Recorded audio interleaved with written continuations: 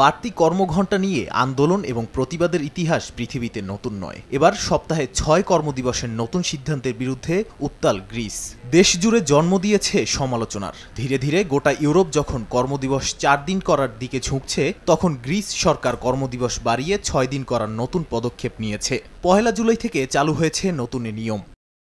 বলা হচ্ছে ৬ কর্মদিবসের কারণে উৎপাদনশীলতা বাড়বে, পূরণ হবে দক্ষ কর্মীর অভাব। নতুন সিদ্ধান্ত অনুযায়ী বেসরকারি প্রতিষ্ঠানের কর্মচারীদের কাজ করতে হবে সপ্তাহে ৪৮ ঘন্টা, যা আগে ছিল ৪০ ঘন্টা। কর্মচারীদের থাকবে প্রতিদিন ২ ঘন্টা বাড়তি কাজ করার সুযোগ। তবে পর্যটন এবং খাদ্য সেবা খাতের কর্মীদের জন্য কার্যকর হবে না নতুন নিয়ম।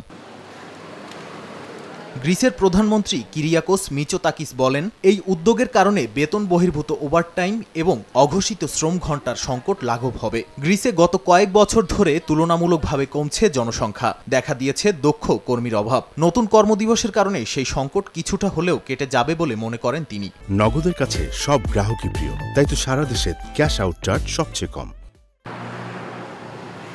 যদিও সরকারের নতুন সিদ্ধান্তের বিরুদ্ধে গ্রিস জুড়ে শুরু হয়েছে সমালোচনার ঝড়। একে বর্বরোচিত সিদ্ধান্ত আখ্যা দিয়ে তীব্র প্রতিবাদ জানিয়েছে দেশটির বিভিন্ন শ্রমিক সংগঠন। গবেষকরা বলছেন, কাজে মনোযোগ এবং উৎপাদনশীলতা বৃদ্ধিতে ৪ দিনের কর্মদিবসের নিয়মই কার্যকরী। ২০২২ সালে বেলজিয়ামে ৫ দিনের পরিবর্তে ৪ কর্মদিবস কাজের আইনি অধিকার দেওয়া হয়েছে।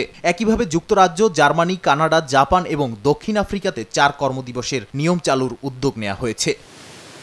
নাদিম মারজান, সময় সংবাদ।